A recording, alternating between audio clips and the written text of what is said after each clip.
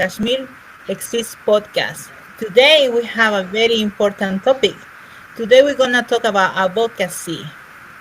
What is the experience of an advocate, the good things that come, the struggle, and all the challenges that we face. With me, I have very important voices, very strong advocates for different causes. Please, everybody, introduce yourself. Mike, you can start. Thank you, Maria. Hi, my name's Mike. I'm a former pro-Israeli, and I'm advocating for the full liberation of Palestine. Ray, please continue. Let people know. Yeah, hello. I'm Ray. I'm a Palestinian, and I'm since the beginning, since I was born, I'm advocating also for the liberation of Palestine. Now we have Point Blank with us. Yeah, I am Point, and I have I'm an activist for Kashmir and Palestine. Thank you. And a voice that all of you gonna recognize and I know that you already love. My beloved friend Teshi is here with us as well. Thank you, Maria. Yeah, I'm Teishi. I am an activist and an advocate for all people that are oppressed, which obviously for me includes Kashmir because I'm a Kashmiri, and the current suffering of the Palestinians, which has been going on for the longest time. Thank you, Teshi. Welcome back. So to all of us, you said, what is advocacy? So advocacy is the act or process to support, promote, and or are you in favor of a cause, policy, idea, or group? Involve efforts, involve influence decisions, create awareness, and generate support to a specific issue or initiative. And I have a couple questions for our our guests. Can you guys share with me what motivated you to become an advocate? Anyone can start? Mike, thank you. Okay, if you want me to go first.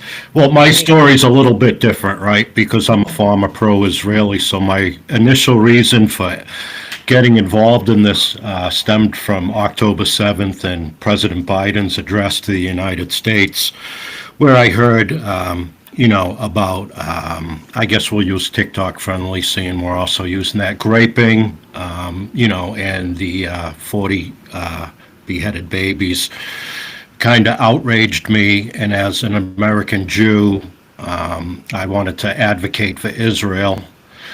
So I joined TikTok shortly after that, and I landed on a live, and I started advocating for Israel initially.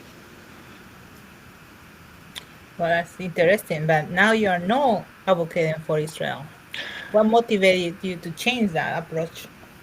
Well, my approach changed because of the people that I debated and taking the time to listen. I was fortunate. I landed in a good live like you, Maria. That's where we met, the Generals Live. I was frequently brought up on the panel. My only argument was based around October 7th, and as I was up on the panel, I was confronted with some hard questions from people like Bobby, Harley, Petra, good, strong advocates. And, when I started to look into the things that they were using to debate me, it really changed my point of view. And my view started to change as I listened to the other Zionists, because I found that those Zionists had no empathy for the Palestinian people. So I can remember, and I used to have three questions that I would ask, not pro-Palestinians. This was my transition phase. I would talk to other Zionist pro-Israelis on the panel as I had an Israel flag, and I would ask them three questions.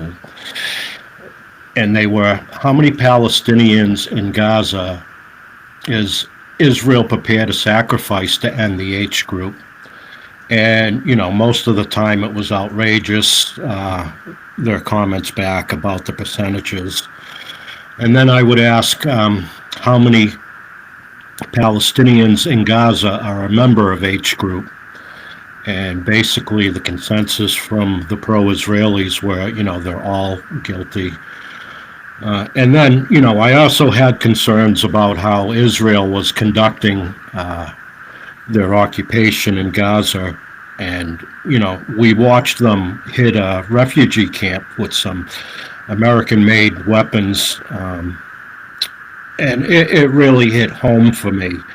So my third question was, do you feel that hitting a refugee camp is collective punishment or collateral damage?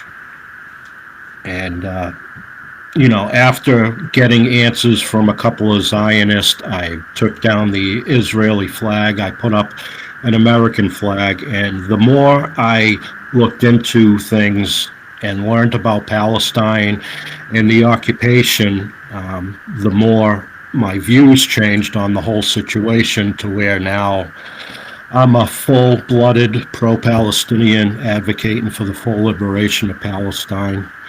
And I think my voice is important because I am a white American Jew. And unfortunately, the Zionists can relate to my voice, and I think they can hear me a little better than they hear the Palestinians. That's a powerful story, Mike. I truly appreciate you sharing with us today. And yes, I met you, and it's one of the biggest blessings in my life. Who else wanna share what motivated you to speak up and advocate? Well, for me, Maria, by the way, I want to say well done and whoop whoop to Mike. I was whooping on mute there, but for me, it's quite an interesting story as well because you know I think there's a little bit of Stockholm syndrome sometimes that happens for people that are occupied. That definitely we've seen happens, and for my situation, if I take it back to my circumstances of being Kashmiri, when I came to the UK, you know, I had an Indian passport, and I remember that I had that until I got British citizenship as a teenager. I won't go into the details of it, but I remember having that sort of passport, and it made me feel like I was Indian. You know, at that stage, this was before the actual trouble started in the late 80s, and I think for a long time as a young person, I kind of identified as Indian, and I did that in ignorance. I had the privilege of being in the West that cushioned me, you know, from the realities. And when I went back to India, you know, regularly, and in that year that was coming towards the end of the 80s, there were certain things that started to happen. I actually felt angry at the rebels because I thought that this is the reason India's cracking down on us because you know these you know these are troublemakers, and I was you know naive and angry at the wrong people. As a young person, I think that you know as I got sort of older and I've seen, for example, the BJP party, which is the current government that's in, and they're a fascist party, by the way. They're a kind of, you know, party that champion India being for Hindus and it being Hindu only. Because we've got this kind of extreme party that's ruling India now, it's kind of it kind of shook me awake to the reality of what was going on in the valley, and then I started to understand a little bit more from that perspective of why, you know, of who really are the good guys and the bad guys. I think with the previous government that was in, which was the Congress Party, they are pretty much kind of, I would compare them a little bit to the Democrats. You know, they kind of seem okay, but they're not really good because they're doing the same things. And so it was hidden. And I think that's why I felt, you know, angry at the wrong people. I didn't really understand. It took a lot of growing up. It took for, you know, really stark examples of that, the BJP party and Modi himself. It took some really stark examples of what's going on to not only Kashmiris but Muslims in India for me to sort of wake up out of my reverie. And I, you know, ever since then, you know, I feel like I've fully become aware of what's happening. I think as well, it's really funny because I would say an advocate activist for Palestine from an early age, because my dad supported it, and you know, as a young person, I was always interested in, you know, my parents' opinions, as you are when you're growing up.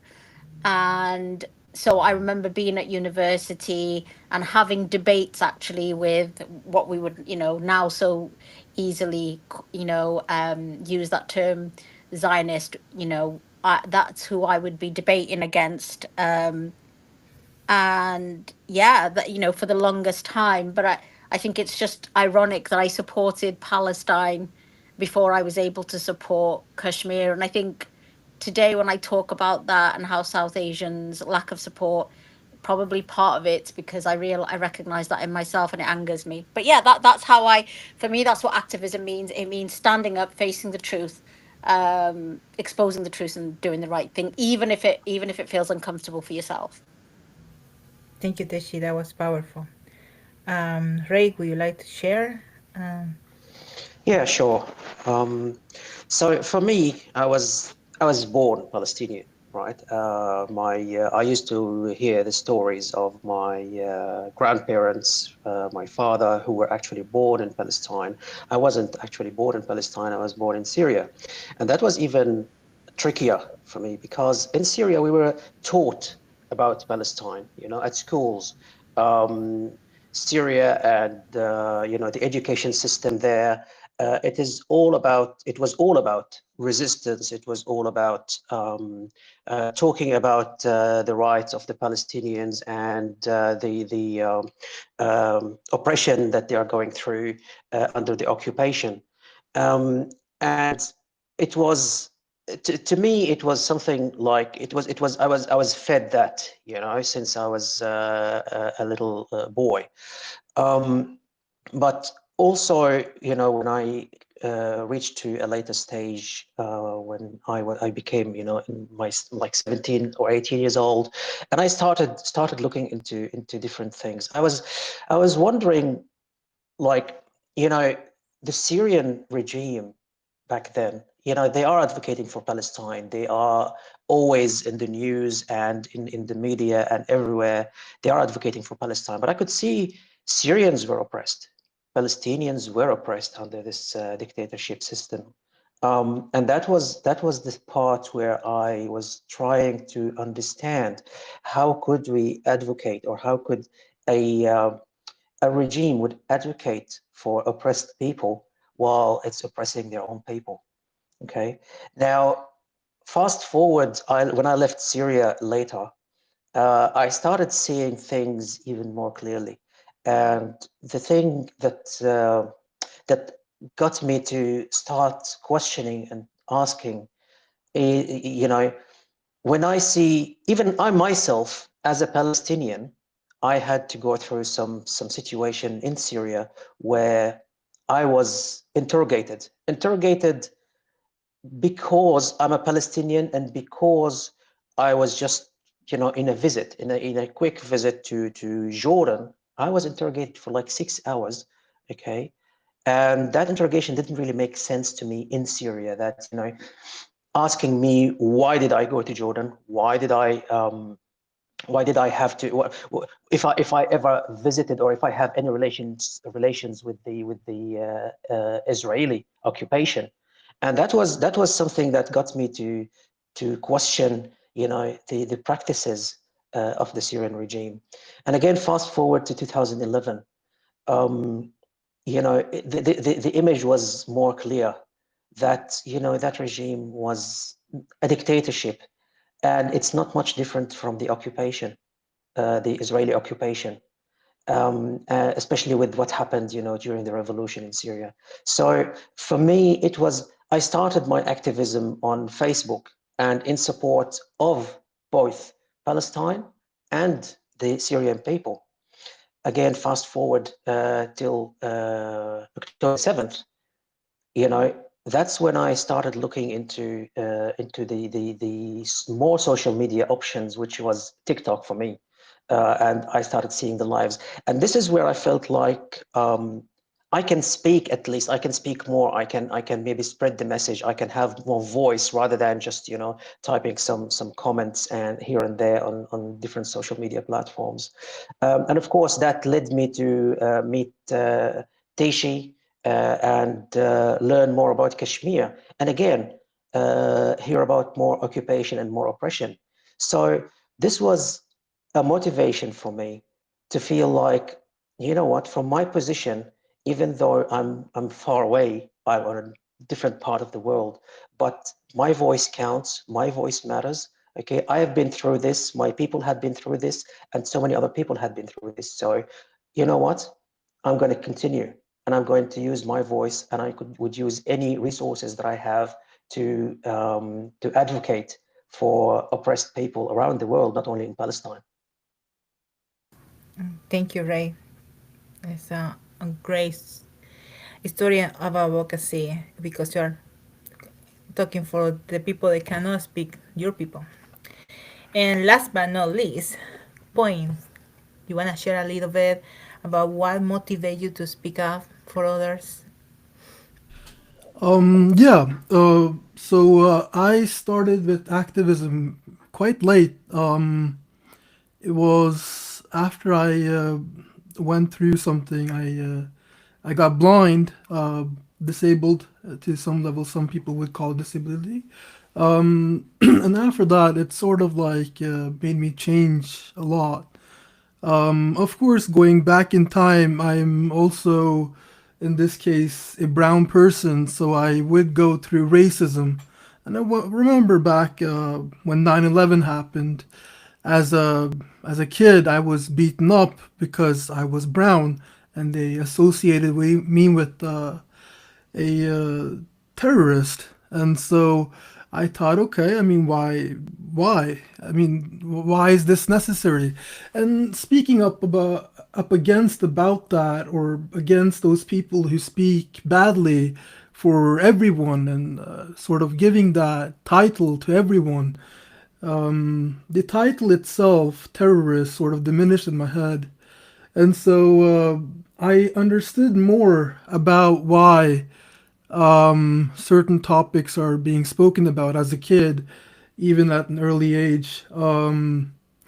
Whilst in this case, I never felt the same as, or I didn't go through as bad of as bad of things as, for example, Palestinians do. But later in life, when I became blind, I sort of like took more time to analyze what is actually happening, both in the microscopic and macroscopic view. And I then stood by more people who are disabled, people who are visually impaired, blind, autistic, neurodivergent, all those, even LGBTQIA plus, thinking more with the background of science and of course psychology in this case, to understand that more in depth. For example, in this case, LGBTQIA plus. I became a pro-Palestinian very late in this case to support Palestine, and I often feel sad about that. I feel bad that I haven't taken much time, but in this case, it sort of took me some time to. After October the 7th, of course, I had Palestinian friends before that. But after October the 7th, I took more time reading more books, figuring out what exactly is happening. Uh, I wanted to stand on the right side of history in this case. And that's when it sort of felt more to the heart that I really had to stand up for this, because this is not only something that is bad towards us, the Palestinians, in this case, it's the entire world, if you think about the Zionist ideology. Thank you, Point. Another powerful testimony. And thank you all for sharing. Now, I want to know what are the challenges that you have faced in in your advocacy career. Mike, you wanna share with us? Sure, yeah. So I've faced all kinds of challenges, in my time advocating for Palestine. Coming from a Jewish family and Jewish community, sometimes advocating's not the easiest thing to do. I've also, had problems, faced difficulties, fundraising, and I've also struggled, with sometimes not being accepted by, Palestinians. And I've also, I've received what I would think is racism, being called a white supremacist, being singled out and attacked. But I haven't let any of that sway me because I think the good we do here outweighs all of the bad events. If I can change the view of one person, then my mission has been accomplished. And we move on to the next person and we change the people who have empathy and listen, and the people who don't, we just need to skip over. It's a hard question to answer, Maria. I hope that will do. It does. Thank you, Mike. I was there with you, and thank you for this. Despite of everything, you're still strong with us. Um, Teshi, would you like to share with us the challenge that you have experienced? Yeah, I think that, for me, I think sometimes it's hard to cope with my own frustrations when I feel, not just feel, when I see that people are so, you know, um, uninterested, they're so indifferent, they're so apathetic. It's like that horrifies me. It horrifies me when when you're trying to share with people, isn't this terrible? Look what's going on. We need to do something. What can we do? And those feelings that you have, right? And people just kind of looking at you with a glazed expression as if you're talking a different language. And then, like, anyway, I did you want to know where I went on my holiday? Anyway, so I've got this new car and it feels very much like that. There's the shutters come down, you're met with a brick wall almost. So I feel that's, for me, my personal thing, that's the hardest thing that I deal with. I feel like it affects, I wouldn't say it affects my motivation, it actually makes me more angry. Right? I'm sure everyone on Facebook thinks that I'm just there with war, is it war stripes on my face? I don't know what it's called, um but I will say that I have found it to affect my moods, in as much as it's kind of made me see people in a way that I haven't seen them before. I think we always like to see the good in people, and we should do. But I think equally in these situations, when you see people being willfully ignorant and turning a blind eye and not being interested, especially when the war in Ukraine started, and I saw how everyone in Britain reacted. It was like the nation was in mourning. There was an absolute shock that was reverberating. I remember that happened in work, people on my social media. The next minute, there was an open border for all Ukrainians, absolutely no, checks whatsoever, just come straight in. People were opening their homes to them, to Ukrainian refugees. And, that's a great thing, by the way. And in terms of, housing Ukrainians, they went to the top of what we have here, which is like a housing list, where people that need housing, social housing, there's like a list for it. And Ukrainians at the time went straight to the top of the list. These are all great, right? But it kind of made me realize we never see this. We never see this for other people. And especially where, we've been hearing about um, Israel's relentless attacks on Palestine. We heard it before October the 8th, put it that way. We'd hear about Israel carrying out strikes in different areas. It would make the news, and I'm pretty sure people would either switch it over or not be interested. I think for me, that's the hardest thing, is that there is this thing that happens, which is selective allyship, selective activism, and yeah, selective advocacy. And that baffles me. It baffles me how you choose that one set of people are worth caring about and another are not. So for me personally, that's my biggest struggle when I'm met with other people's apathy to, you know, a grave humanitarian situation.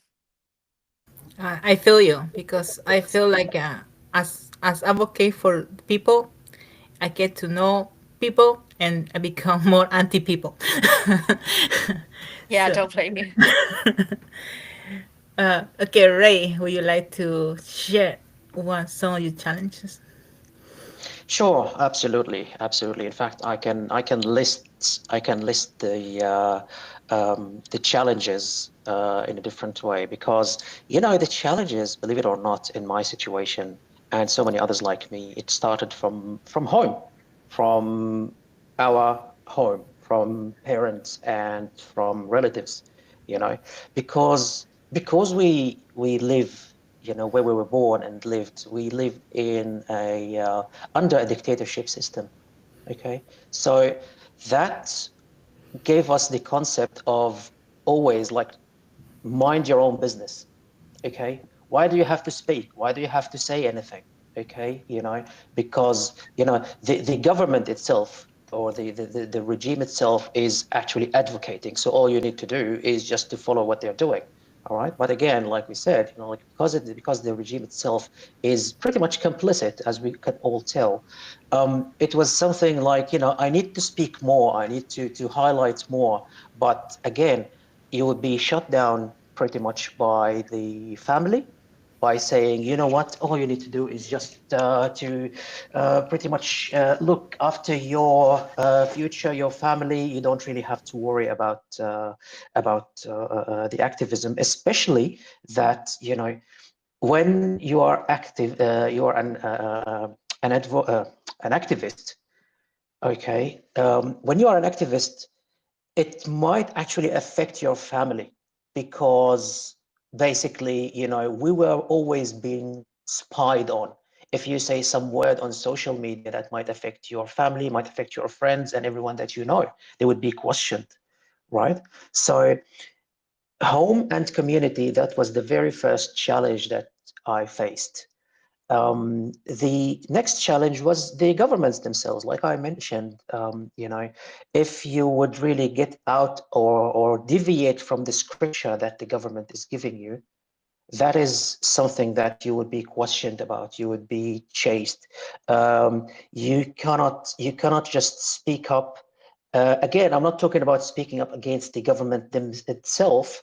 I'm speaking up against the occupation or against the oppression, but in a different way, in a different narrative than the governments are allowing us to do. All right. So that also was a challenge. Okay. You can't really do an extra work. No, all you have to do is just to follow the scripture.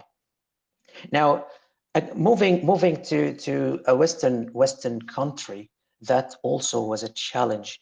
Although it was actually, it gave me more freedom of speech, but it was also a challenge, because when you are coming from a place where you were anyway under oppression and under dictatorship, right? So it was something like you always have to hold yourself back from speaking up, because you don't really know. This is how we were raised. This is how we grew up. You don't really know who is listening, and you don't really know who's going to hurt you, right?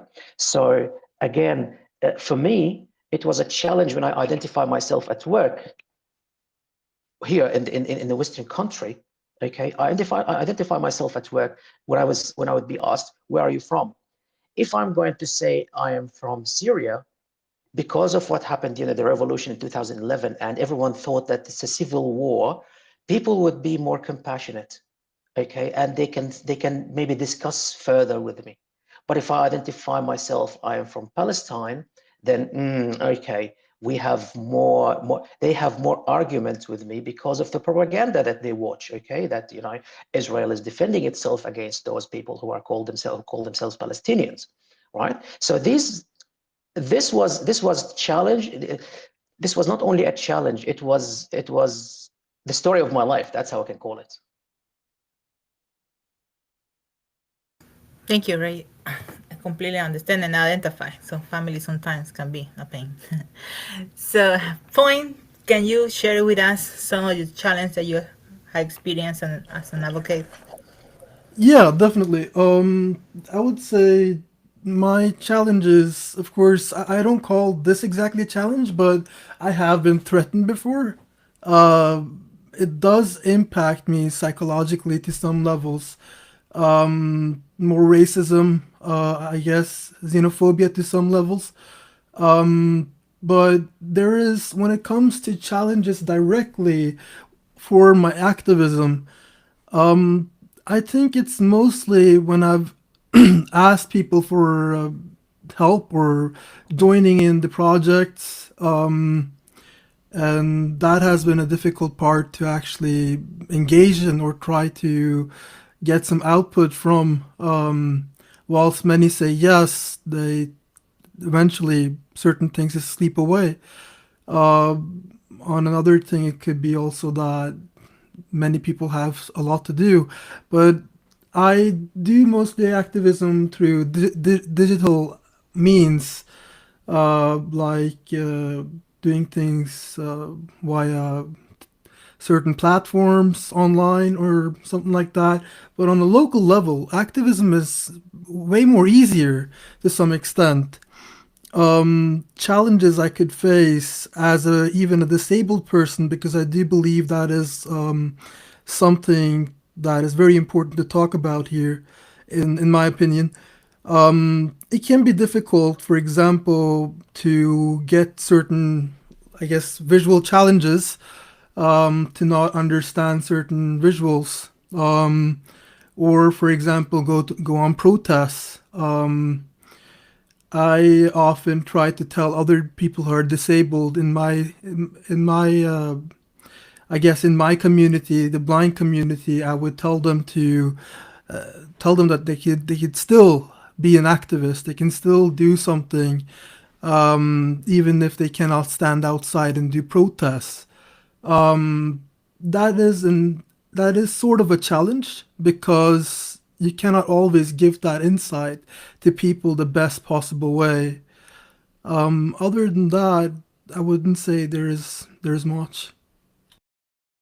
Thank you so much, Point. I really admire your dedication and everything that you have done to work in this career advocacy.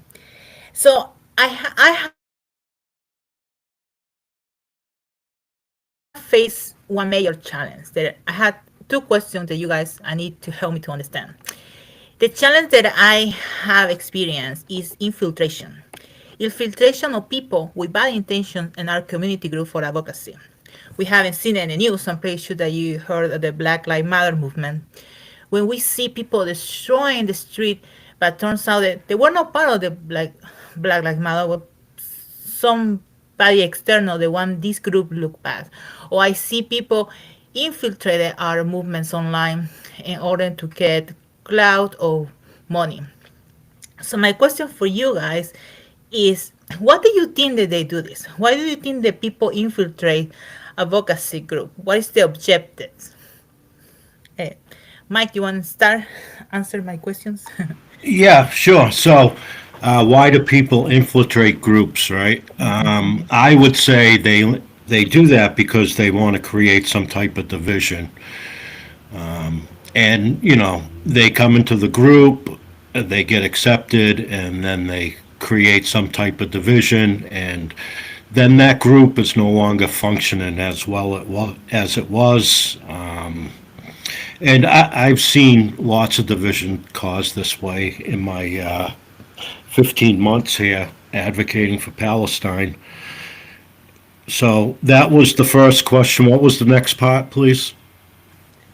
Like, what do you think that how we can protect our advocacy group from these infiltrations?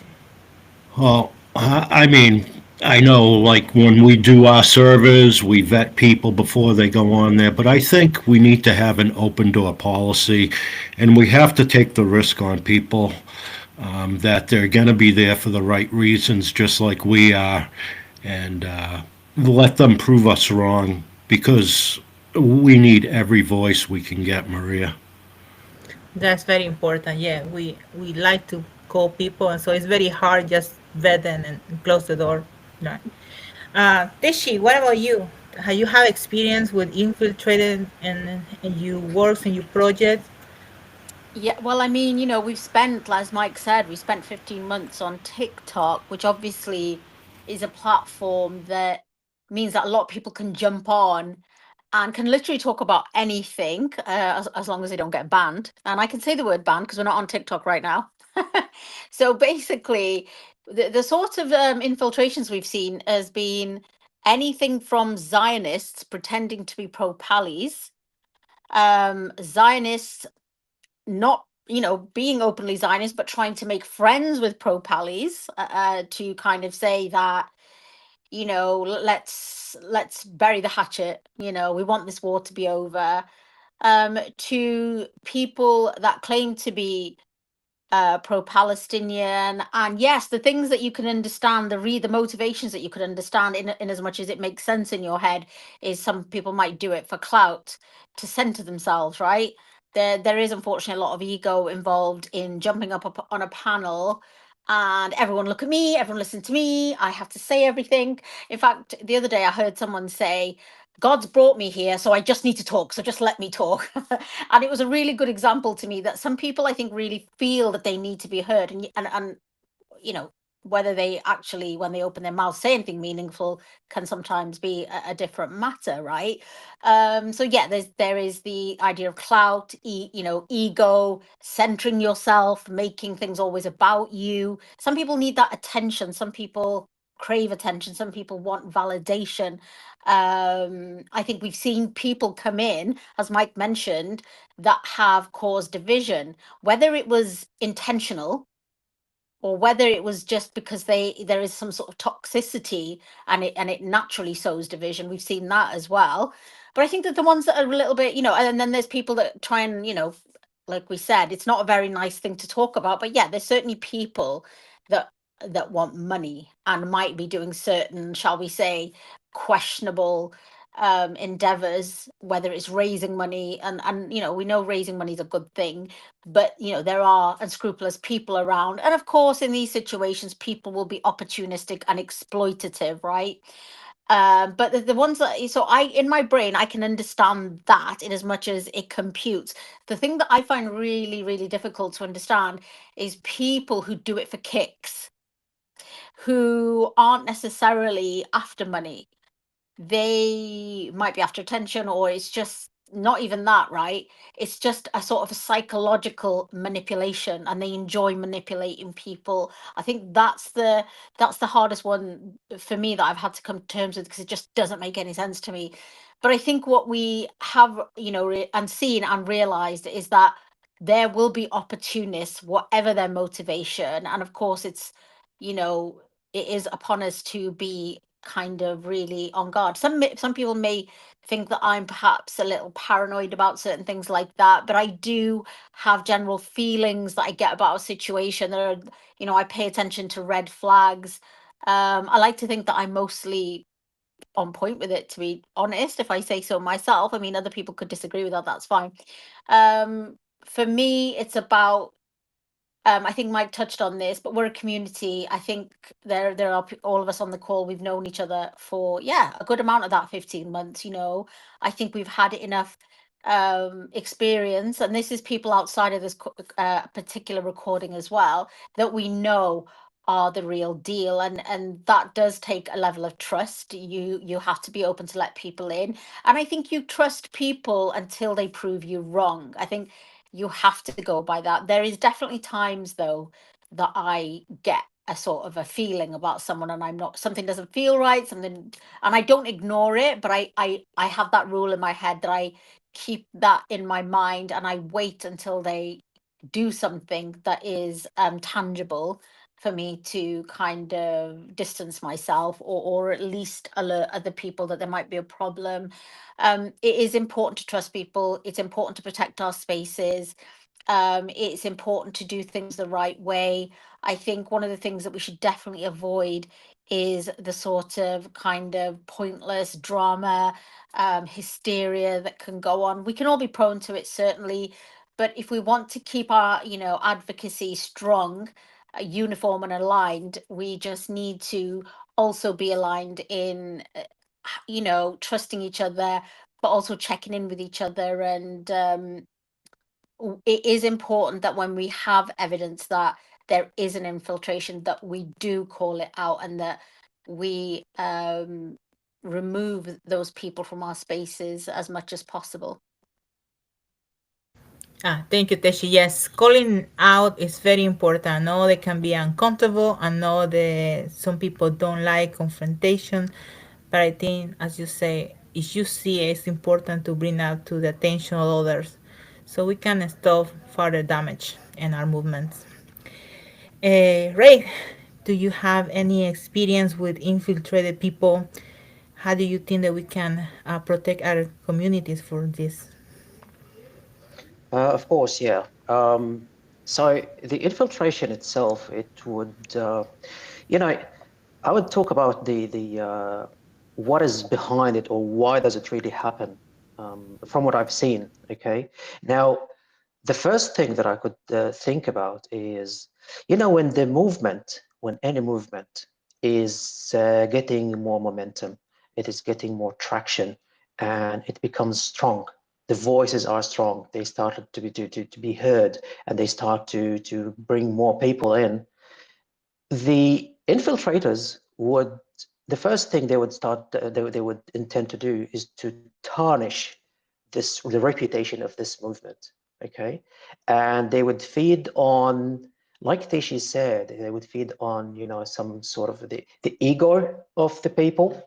They would feed on, spreading some fake news and fake information, so that people would start losing faith in each other. The members who are part of this movement, they would start losing faith in each other. And that's where would take us to the next step in this case, which is creating distraction and division. And of course, it's the recipe for the recipe to failure. The failure of any movement is, or any community, is divide and conquer, and that's what the infiltrators would do. Now, there's also the third thing that comes to my mind is, of course, taking advantage of the movement, taking advantage in terms of, if those people are after some clout, or some, building some reputations for themselves. Okay, so that is a perfect place for them to start doing so. Taking advantage also for monetary profits. So in this case, of course, in the form of collecting donations, in the form of creating some fake projects in order for them to make some money out of this. So this is how I see. I really summarized what the infiltrators and what they are thinking about, and what are they after. How to face it? Now, I would agree with what both Mike and Tishi said. We do need to have an open door for people who are joining us, but in this case, we let them in. But again, we would always be careful. We cannot just, we are not there in the movement. We are not there to make friendships. Okay, we are there for one reason, which is, to be voice of the voiceless. Okay, so basically, as long as we don't really fall in the trap of just because this person is a strong voice, then, oh right, yes, okay, come in. And we've seen something like this, people were some people and some famous names, like they were advocating, and they were hard up against, occupation and Zionism and all this. And all of a sudden, after a couple of months, after maybe they achieved what they wanted to achieve, and they earned the reputation that they want, they just flipped that. They went against the movement, against some certain groups, so that they would they would again divide the groups against each other. So basically, yes, we welcome everyone, but we also need to look at or keep an eye on the red flags. We need to keep an eye on the behaviors of these people who join. We need to keep an eye on, the signs of how their ego is growing. Okay, because ego is taking a big chunk of the movement, especially when you are having someone who's a strong voice, and someone who has some people who would really believe in their words and what they say. So again, you need to keep an eye on the red flags, and as soon as we start seeing red flags, it is not wrong and it is not a bad thing to do when we start, you know,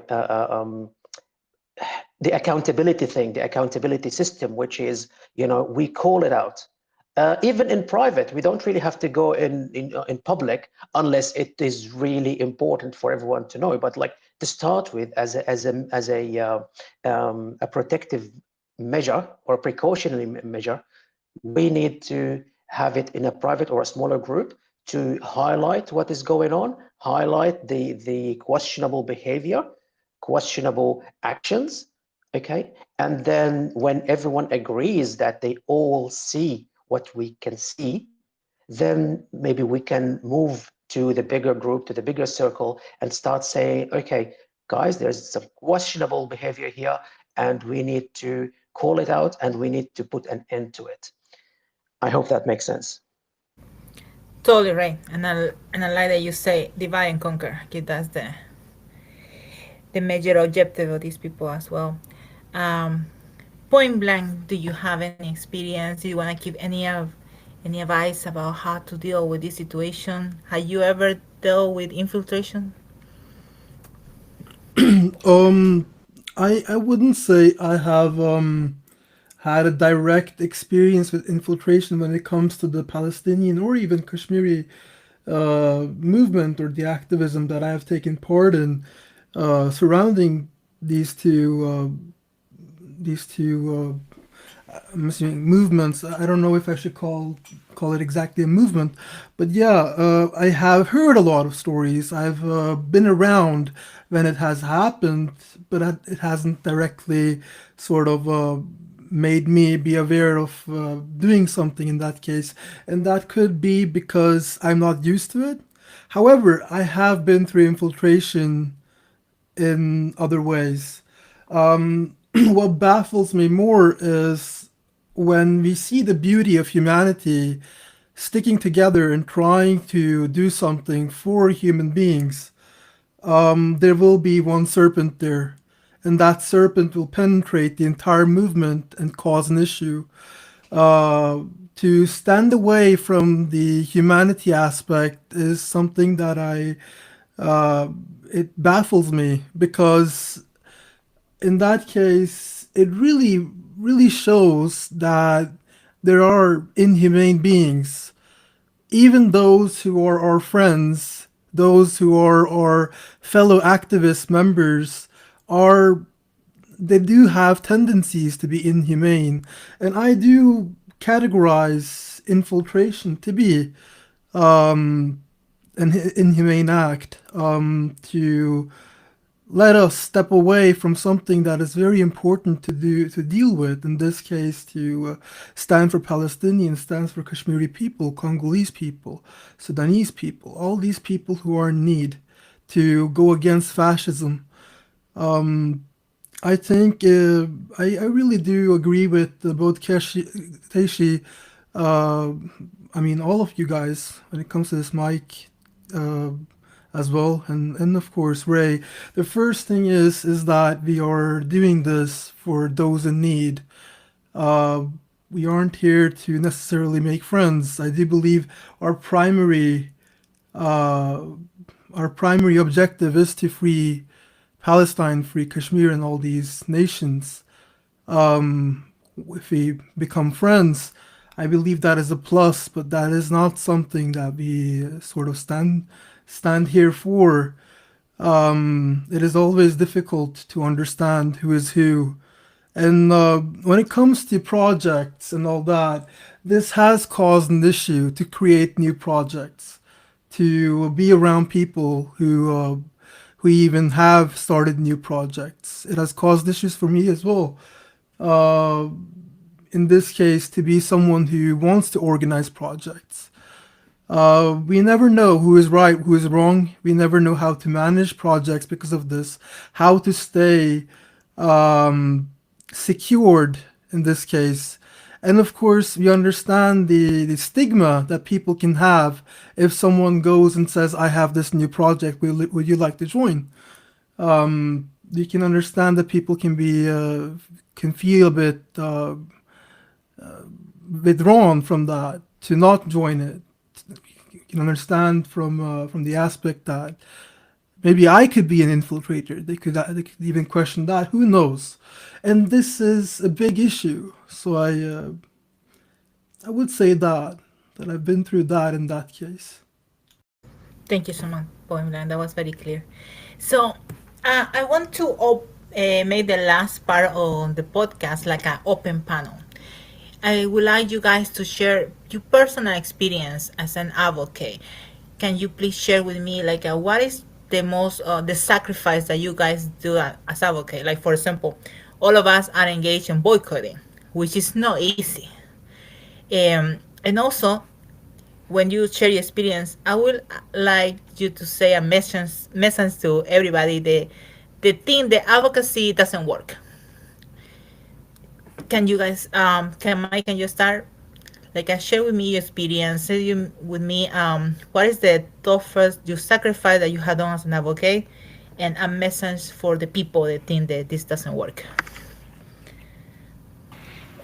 Sacrifice. Well, I don't really feel that I'm sacrificing much. I openly advocate. It has made my life difficult. As you're aware with my work, Maria, Yes. advocating there, not being able to hold my tongue, advocating in my community, within my own family.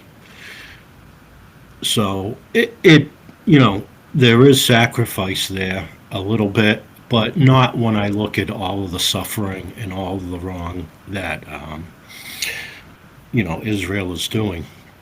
I think about my grandparents fleeing Germany, and the Holocaust Memorial, and all the Jews standing together saying never again, and then to watch how this is unfolding. And what I would say to people that don't think advocating is important is, you can't wait until these problems come to you, because they do affect us. As an American, it affects us greatly. With Biden just passing that $8 billion in more military aid to Israel, I think every single American, whether you want to advocate or not, should be concerned, because maybe you're a veteran, maybe you're homeless, maybe you're struggling week to week, and we are sending all of our tax dollars over to Israel to occupy Palestine and to kill Palestinians, women and children. And if you can watch that without standing up to say it's wrong, then you need to reset your compass. If you're an American and you can watch our tax dollars be spent like that, I'm just not sure what I can say. And then if you're also an American, and I find this very troubling, that the U.S. has passed GI benefits to members of the IDF. We shouldn't be giving them American veteran benefits. What we should be doing is arresting them for war crimes. And I think people should be talking about that. This is definitely a good topic for people to advocate. And if you can't find a reason why, then it's too late, because it's already affecting you and you've lost your battle. Right? What happened with American First people? Can you share with us a highlight moment or something that impacted you during this year? something good that you experience, something that moved you hard, and you work as an advocate. Yeah, so let me talk a little bit about this, right? So last November, I was fortunate. I was on a live and I bumped into this crew. One of them was Freedom Advocate. So I spent all of November, she was a moderator on a panel. I spent all of November with her, listening to her daily. Come December, it was like we were a little team. We would do lives all night long. She'd be educating us. It was great. And then, the beginning of this year, back in January, we started the sessions on Palestine that she does. At first, I was like outside help. I'd help with the promotions, flying the poster and everything. And then I became more and more involved with it. And I think that's the best thing that I do here is educate people. And if it wasn't for that session, because I had some really tough times back in February. I know most of you are familiar with, what happened with the doctor and Lulu. Shortly after that, I left TikTok, and Freedom basically pulled me back in. And then we started running the sessions for the first time on February 7th was the first session we did. And that's what motivates me. That's what keeps me going. And, that's the best thing that I've done here. Thank you, Mike. And I want to tell everybody that I'm witness of this, and he is the best when it comes to educate people and create promotional videos. I hope that you check our page so you can see it for yourself. Thank you, Mike. Teshi, can you please share with me what are the sacrifices that you had to do when you advocate? Yeah, thanks for that, Maria. And by the way, well done, Mike. We've all seen, your great work over the past year and a bit. So sacrifice is an interesting word. I don't really think about it too much like that. Maybe because it's kind of might start me to grow anxiety, so I tend not to think about it that way. But in realistic terms, you've mentioned the obvious ones like, boycotting certain things, dropping some of our comforts. A lot of us spend time doing projects, throwing our voices for the cause. This is time that otherwise we might have done maybe in leisure time or different things. It's not really a sacrifice, though. I think for me, the biggest sacrifice, if I'm being honest, is the fact that by talking about maybe even Palestine, who knows, Kashmir certainly, that I risk not being able to visit Kashmir. It's a risk that I have thought about, it's a calculated risk, but I feel that all that time that I spent away from Kashmir when I was younger, especially when I first moved here, I feel like that this is the reason that it's worth it. It's worth it for me to miss out being there all the time and having feeling that wrench that I can do something good out of it. So I kind of feel like it was meant to happen. I've always felt that deep down, even when I was young and before I was particularly focused on anything. I just knew that there was a reason why I didn't grow up, as my dad didn't even really want to come to the UK or go to America. He had no plans to do that. He actually did that quite late in life comparatively. And it was just because I don't know whether it was something caught his eye in the medical journal where he saw the advert, or maybe one of his friends said something to him and it finally, because he never actually wanted to leave Kashmir himself. And so for me, that, the biggest sacrifice could be that I risk being, I don't even want to say the words, but, barred entry into Kashmir. that's going to be it for me. I think the only other thing that I can think of, again, which I don't have a problem with it if I'm being honest, I think most people know that I'm quite assertive and outspoken. Some people would see that as being rude. Of course, I'm a woman, so obviously if I speak my mind, I'm automatically rude. But yeah, there have been times in work that I've had arguments with senior management. I think particularly post October the 7th, there were a lot of people in senior management that were very pro-Israel, making very sort of casually racist remarks about Palestinians and Palestine. I wasn't able to stay quiet. I did have a direct challenge to one of the senior managers who I think was a little taken aback. Yeah, and then that was it for me. I kind of knew that I didn't want to stay with that company because of that. But I don't consider that a sacrifice either. I think the only thing, these are all the ways that my life has changed. It doesn't bother me. I'm happy with that. I think I have to accept that, that I have become westernized in as much as I've grown up in the UK. But for me, how I deal with the sadness, it's sort of, it's not it's not a big sadness, but it is there. It's a kind of sense of loss that I feel for the place that I was born in, is that I feel that I can use my privilege in the West to speak up, even if it's at the cost of me going back there, because it must be done. I think they had another question as well, Maria, didn't you? Yes, I do. My question was like, what can you tell people they say the advocacy doesn't work? There's a waste of time. What's your message for them? Yeah, this is an interesting one because I think, I was talking about it before. It's confusing to me when I see people's apathy in the face of such tragedy. But we know it does work. We've seen how people, very sort of senior people around the world, have been shaking in their shoes since people took to the streets. They took to social media. They took to TikTok, particularly.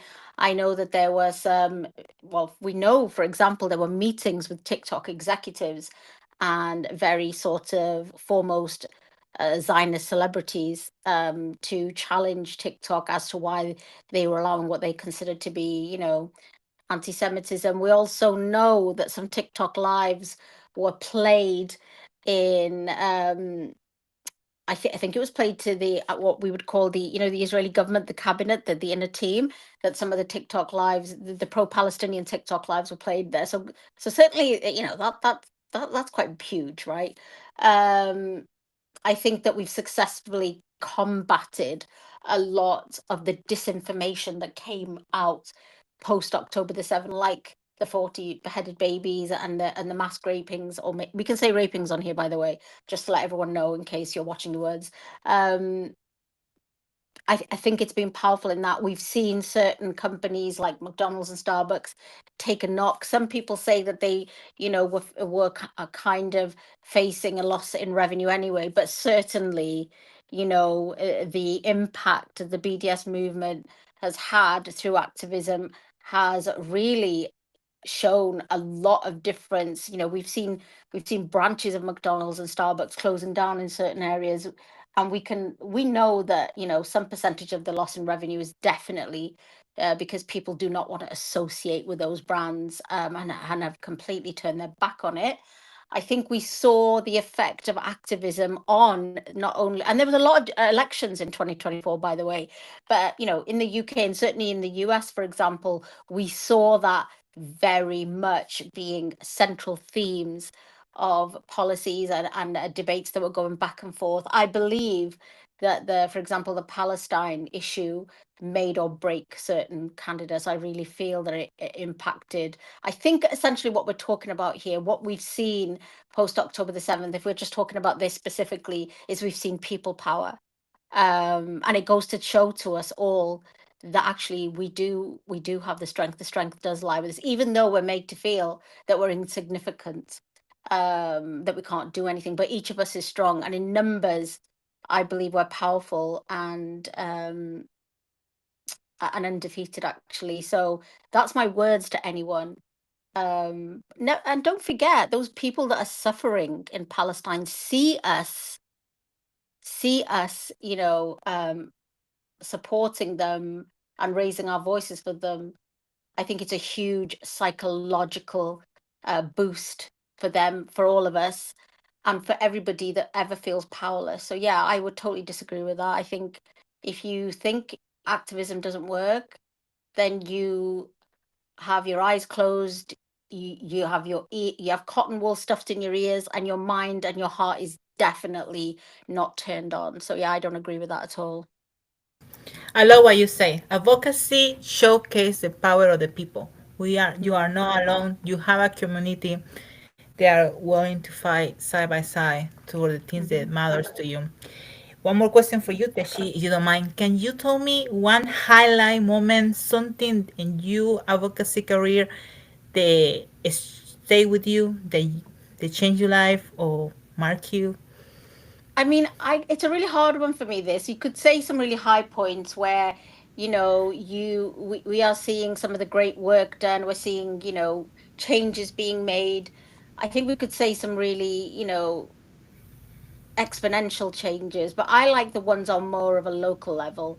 I like to see that, for example, I can even change minds of people close to me. I really enjoy that. I suppose it's the opposite of what I was saying when I see people that are apathetic. So conversely, it would make sense that when I see that I'm getting through to people and that they are understanding what's going on, for me, that I will take that over anything else, because you know that's what we need. We need people to be awake, and it gives us hope that that more and more of that will happen.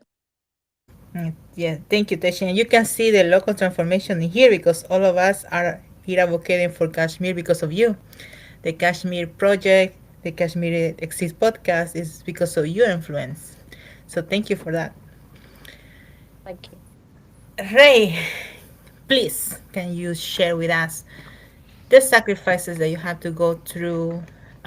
What did you tell the people that think the advocacy doesn't work? And please give us a highlight in your life as an advocate.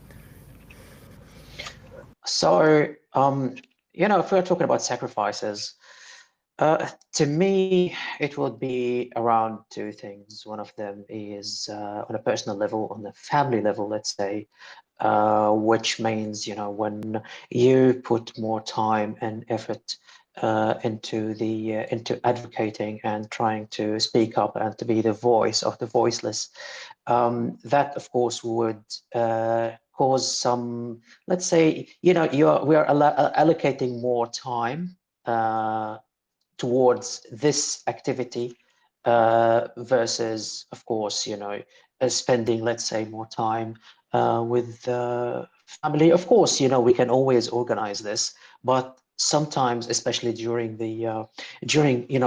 the last 15 months, of course, we all understand and we all realize that, you know, oppression and atrocities and people getting killed nonstop day and night, right?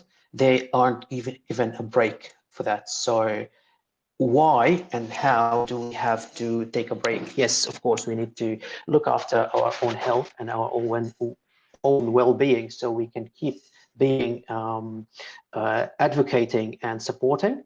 But also, yes, we do need to be mindful and we do need to be um, supporting as much as we can, non-stop if we can, of course, in order to help the people who are going through these difficulties or difficult, or let's say the atrocities that they are going through.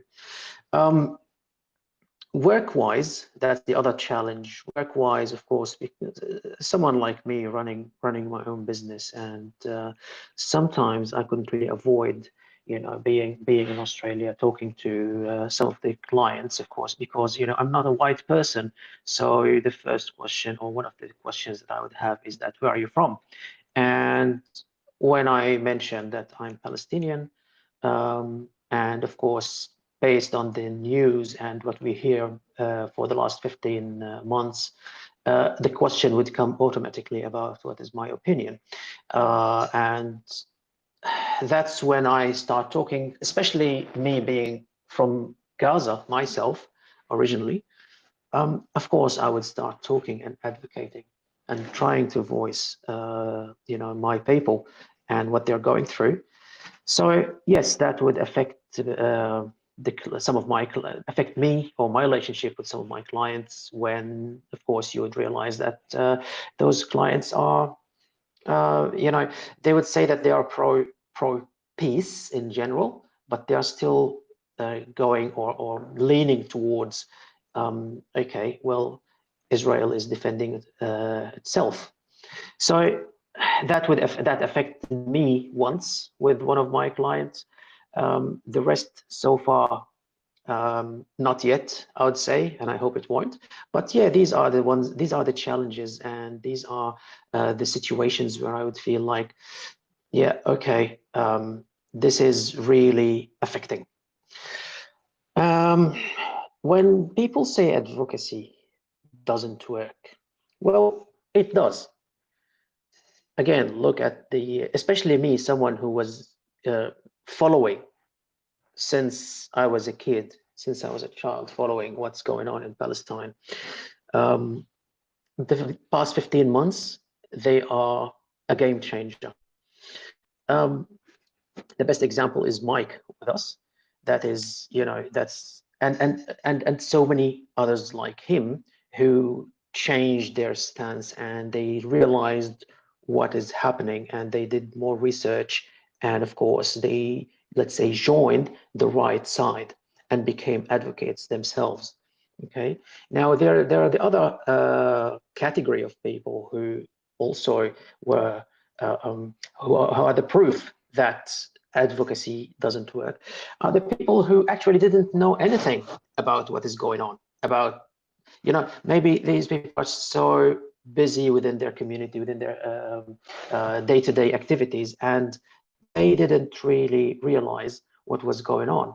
So activism and advocacy brought them in, brought their attention, got them to do more research and to become even stronger voices. Okay, and I'm sure that one of these people is you, Maria, right? So the numbers are increasing. The attention is drawn to, you know, the complicit role, or the complicit governments. You know, like what Mike mentioned, the tax dollars, who are the American tax dollars, who are going directly to support Israel and to support, you know, weapons, and to support even their education and health system, while Americans are still trying to or struggling with this part. Also, you know, we can also, people started to understand the power of protesting, the power of boycotting, the disruption that is causing, because again, economy is is actually the major player of of keeping and maintaining the oppression. So, you know, it's a long list, honestly, it's a long list of clues to prove that advocacy doesn't work. Now, the other part of your question is, you know, some of the significant moments for me as an advocate or as an activist. The first thing that would come to my mind is Kashmir, and what is going on there. I didn't really know about it before. I didn't have any idea what is going on there. So, and thanks to the activism, thanks to Teishi, we are part of the Kashmir Exist project. We are part of the whole movement, and hopefully, I would like to see even, you know, more momentum in that part, on that side as well, in this direction.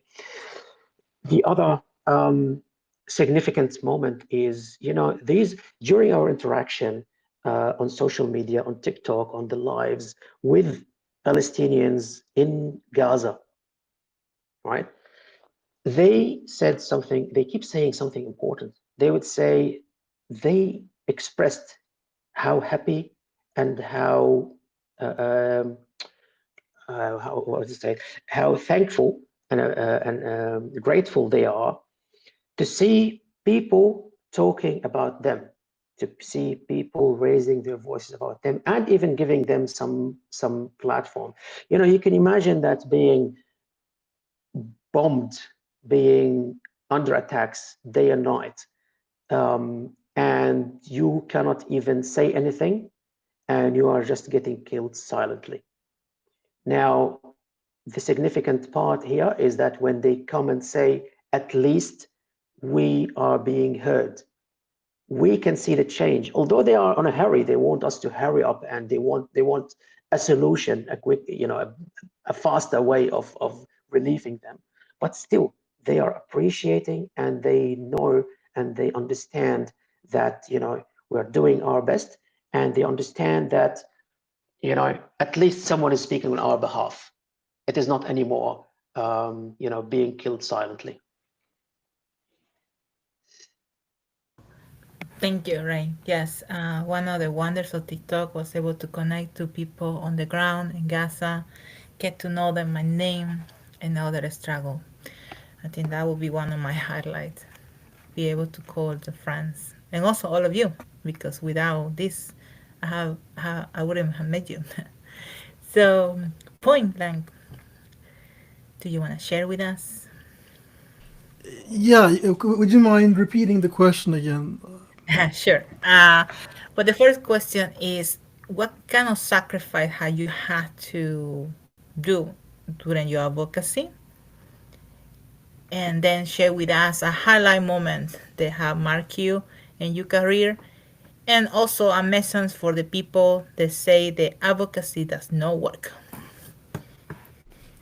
Yeah, definitely. I mean, I do find the question about sacrifice valid, albeit very odd.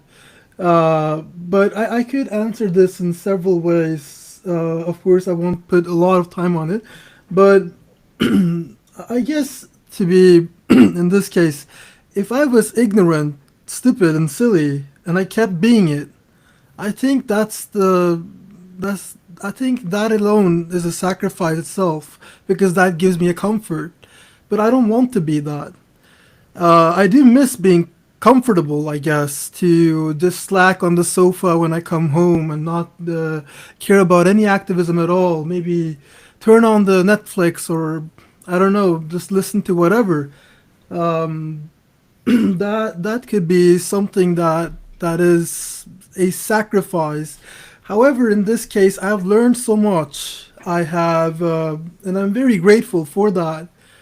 Um, when it comes to sacrifices in a critical standpoint in my life, I guess more, I guess contractual stuff, stuff that could be related into other activism that I could have done, but not essential to the human needs. Um, in this case, I have to pick and choose what is in need of. I find I find the Palestinian case, the Kashmir, and all this to be more something I should stand for, in, with more power, if that makes sense. And and of course, I have made sacrifices that are that some people could deem to be very big, um, and some people could say it should be done, and many others could do it. Could be in this case a lot with work, um, but that didn't stop me, and it it shouldn't. I mean, I think that there is someone's livelihood at stake when they take that step. But in my case, I was secure enough. When it comes to the second question, though, which was about activism, I believe. Um, I believe that activism, of course, is very much beneficial. Activism is alive and well. It has been for a long, long time. And we can, for example, see this back in South Africa apartheid. They had protests outside of universities in the U.S. It was one of the most biggest impact that stopped and made South Africa turn almost, wouldn't say 360 degrees, but I mean not 180 degrees, but at least it did turn to a positive, a positive turn, and that alone was a big thing for activism itself. It was a big proof and evidence that activism is alive and well. Just to think about BDS, I myself would think that boycott, divestment, and sanctioning is a very big thing, and I'm a big supporter for it, for the movement itself. Starbucks, they lost $11 billion. Their CEO had to step down. And that's a very big thing. And that is all because we understand from what is right. We understand the difference between right and wrong. I believe I do want to step back into sacrifice again to some levels here, because I believe if I sleep, and I think that's the sacrifice I would take. If I sleep calmly, if I know something wrong is happening in Palestine, then I think the sacrifice is wider and bigger if I don't do anything. That's the sacrifice. And it goes both ways. I believe ignorance in this case cannot be sacrificed. And whilst in another way, in a parallel dimension, someone could say ignorance is comfort. And that alone is a sacrifice. And so in this case, BDS, if you go back to the second question here about activism, BDS is something that we take over our comfort zone. It's something that is very difficult. We might be very much into, for example, a beverage that we drink often, but then we can't do that because they are eventually it comes on the BDS list. But it's a practice we just have to keep. And it has worked, just like it did with Starbucks, with McDonald's. It works. And not only that, when it comes to activism, I do find it crazy that people can say it does not work at all, that it's not necessary, that it's all political, and the public cannot do anything. We enhance people's voices, Palestinian people's voices, when we stand outside. People hear us, the public hear us. When we talk on these podcasts, we enhance the voices that the Kashmiri people have, their stories, humanize them. And that alone is a very good act of activism, whether the political parties and groups do anything now or tomorrow. It is still humanization. There is a humanization aspect in activism, and that is necessary and needed. And that's what I stand by. Thank you so much, Point Blank. Yes, and I want to remind to our listener and to everybody that question the powerful advocacy that if you can vote, is because someone advocate for that.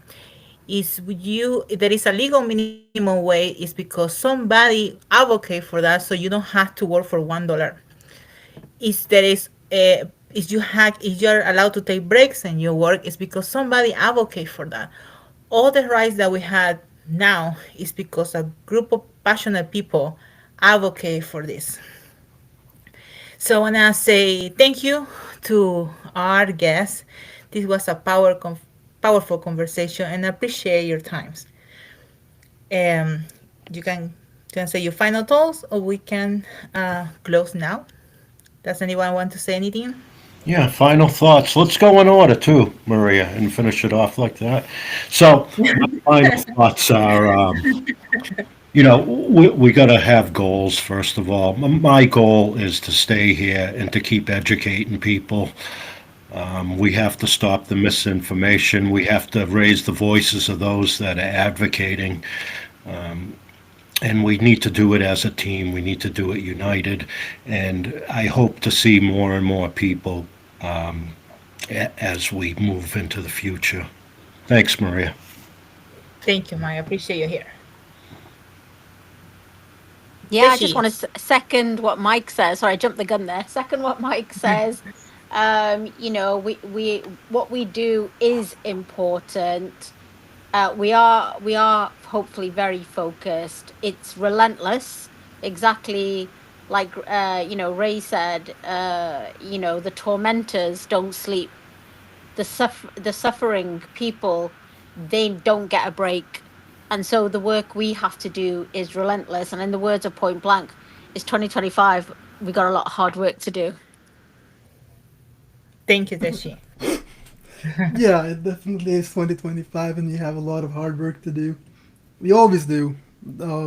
Hopefully, we can learn from last year, and we can try to fix from our footsteps, I guess. But yeah, I'm very happy that we have these examples like Teishi, Maria, Ray, and of course Mike to give us these examples that good activists exist, and that's what I'm very happy for.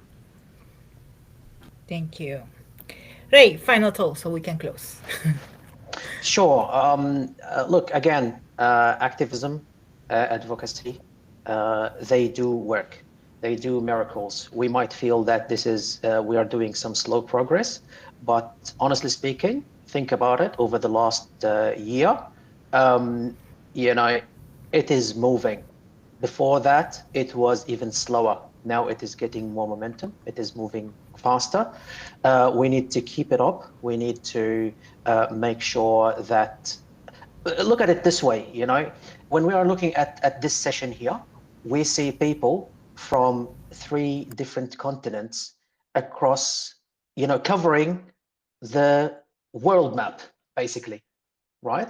So that would even give us, would give us some better feeling that, what, if in one continent, because it is nighttime and you went to sleep, all right, please don't feel that guilty, because some people in the other part of the world, they are awake and they will continue, they take it from there and they are voicing and they are talking, all right?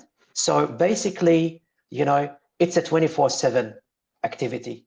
So the more people in our area, the more people are involved, the better, the stronger, and the results will come faster. Thank you very much. Thank you, Ray. Thank you for participating again. And to our listeners, if you have any questions about how to advocate, where to donate, please reach out to us and we'll be happy to answer all your inquiries. Thank you for listening to us and tune again for our next episode. Bye. Bye. See you later. Bye bye. Bye, see you. Whoever has the power, close the recording.